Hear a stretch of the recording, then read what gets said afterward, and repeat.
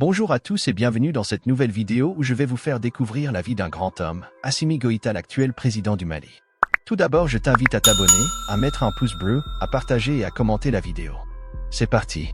Assimi Goïta naît en 1983, fils d'un officier des forces armées maliennes, il est formé dans les académies militaires du Mali et fréquente notamment le Prytanée militaire de Kati et l'école militaire interarmes de Koulikoro.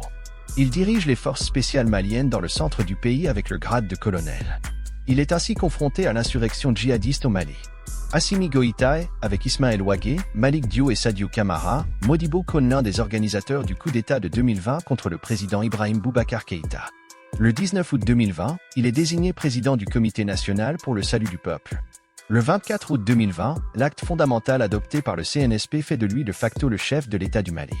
La communauté internationale refuse qu'il prenne la tête de la transition ou le droit de succéder au président de transition à désigner, même s'il quitte l'armée. Il est finalement désigné vice-président de la transition le 21 septembre 2020. Le serment d'investiture a lieu le 25 septembre 2020. Toutefois, c'est Assimi Goïta qui demeure le dirigeant de facto du pays. Admirateur de l'ancien président burkinabé Thomas Sankara, il rencontre l'ancien président ghanéen Jerry Rawlings.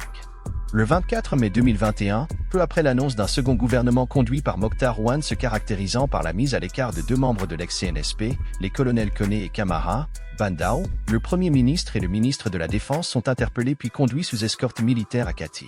Le lendemain, le colonel Assimi Goïta annonce avoir, démis de leurs prérogatives, le président et le Premier ministre, qu'il accuse de « sabotage » de la transition, leur reprochant d'avoir formé un nouveau gouvernement sans se concerter avec lui, alors que la charte de la transition lui confère un droit de regard sur le choix du ministre de la Défense et celui de la Sécurité, anciennement occupé par ses alliés Camara et Kone.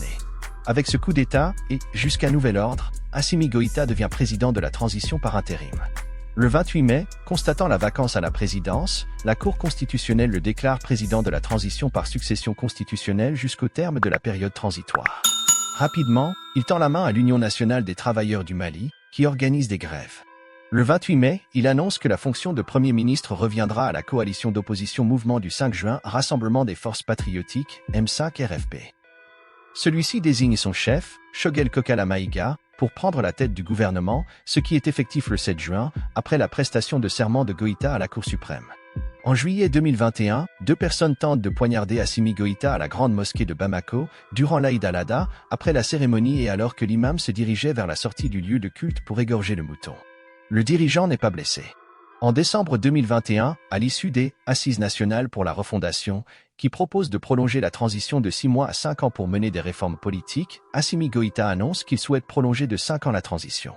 Il suggère ainsi de tenir le référendum constitutionnel en janvier 2024, les élections législatives et sénatoriales en novembre 2025 et une élection présidentielle en décembre 2026. Cette proposition est discutée lors du sommet extraordinaire de la CEDEAO du 9 janvier suivant. À l'issue de celui-ci, l'organisation, qui rejette également une proposition d'une transition de 4 ans, décide la fermeture des frontières avec le Mali, le rappel des ambassadeurs et un blocus économique. Le 21 février, la charte de la transition est effectivement amendée pour prolonger la durée de la transition pour une durée indéterminée maximale de 5 ans. Par ailleurs, Assimi Goïta est inéligible à la prochaine présidentielle, sauf s'il démissionne de ses fonctions. Enfin, le président du CNT devient le successeur constitutionnel du président de la transition. Le 21 août 2022, il nomme Abdoulaye Maïga, Premier ministre par intérim pour remplacer Choguel Kokala Maïga, hospitalisé depuis le 10 août 2022. Une enquête d'opinion réalisée en 2023 par la fondation allemande Friedrich Ebert Stiftung indique qu'une très large majorité de citoyens maliens se déclarent satisfaits du régime de transition présidé par Assimi Goïta.